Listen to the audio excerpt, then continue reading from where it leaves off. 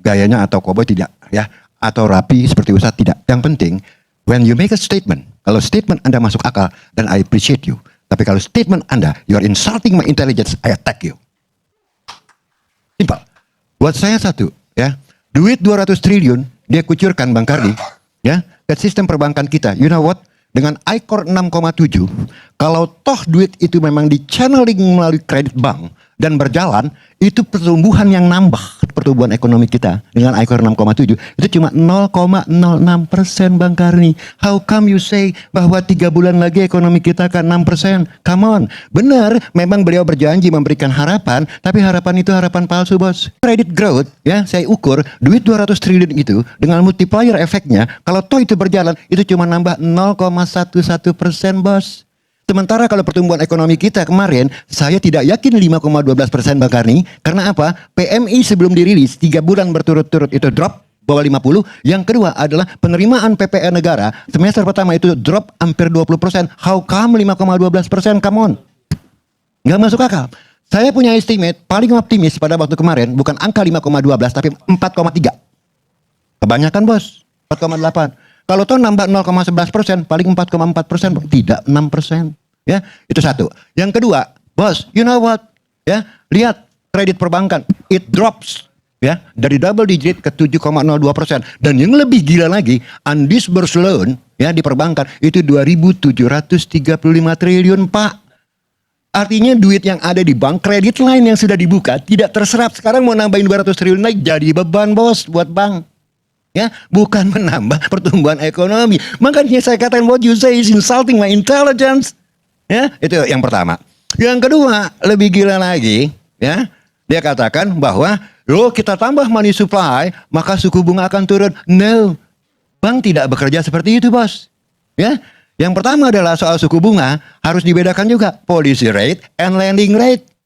Ya, walaupun BI punya policy rate dia turunkan, tapi kalau bank bilang no, the outlook is quite gloomy, my friend, it is risky, ya, saya nggak akan kasih kurang dari 7 atau 8%, ya, ya, jadi nggak bisa kalau dia bilang oke, saya mau menggunakan fiscal policy sekaligus monetary policy menurunkan suku bunga, this is a big nonsense.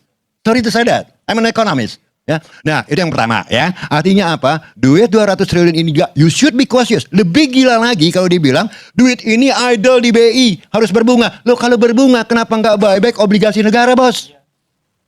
You buy back SBN, you get 6,7% instead of 4%.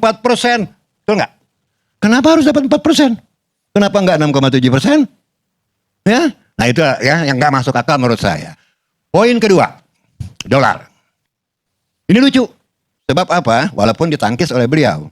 Sebab dari statement Presidir Mandiri mengatakan saya mengikuti perintah daripada pemerintah menaikkan suku bunga deposito dolar. Saya paham lucunya begini. Saya paham apa yang ada di kepalanya. Supaya tidak dolar ini lari ke Singapura, maka bunganya harus dinaikin. Gitu kan ya? Loh, yang namanya capital flight, when you convert your rupiah into the dollar, itu udah capital flight, bos. You exit dari rupiah, you masuk ke dolar. Walaupun dolarnya ada di sini. Karena kita menganut free flow of capital. Tidak seperti Cina, capital control. Di sini pun udah salah gitu loh cara berpikir, maaf ya. Ini kita bisa debat loh ya. Di sini pun udah cara salah dalam menangkap yang namanya capital flight. No, yang namanya capital flight tidak harus capital itu pindah ke Singapura. Gitu loh ya. Nah, makanya kan Bang, kami sendiri lihat dolar langsung, bos, shooting up. Kalau tidak BI all out intervention, itu tembus 17.000 loh. Tempat 16.700 sekian ya. Nah, di sini saya bilang this is purbaya efek. Apa positifnya, kawan? Ada buktinya kok. Purbaya efek yang positif yang mana?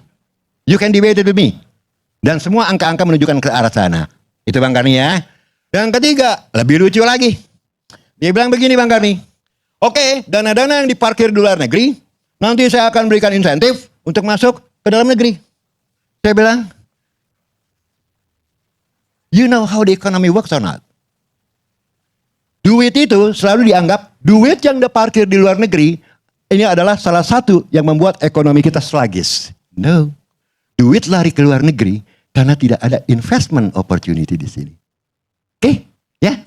Nah, kalau memang Anda mau menarik duit dari luar negeri masuk ke dalam, yang harus Anda ciptakan bukan insentif, kepada pemilik uang, tapi insentif kepada para pengusaha agar bisnis climate lebih baik, investment opportunity dengan sendirinya Bang Karni, duit itu akan masuk. Ya, karena cost of fund, selama cost of fund lebih rendah daripada IRR-nya, uang akan masuk Bang Karni. Sekarang suppose tidak ada investment opportunity, duit disuruh masuk dengan berbagai insentif, jadi beban nggak buat bank? Mau disalurkan kemana Bang Karni? Ya, saya tidak menilai Purbaya dari gayanya loh. Ya, sebab kalau gayanya nggak terukur, suka-suka aja saya bilang, saya suka sama dia. Wah, Purbaya hebat. Wah, Purbaya ini yang dibutuhkan bagi seorang menteri gitu loh. No, it's a big nonsense. Kalau Anda mau menilai kinerja, menilai seorang menteri, lihat statementnya masuk akal atau tidak. Bukan masalah subjektif jadinya. Tadi saya katakan, kenapa apa yang Purbaya katakan itu insulting my intelligence? I have the reason untuk mengatakan bahwa it is insulting my intelligence. Ya, Bang Karni ya, saya rasa itu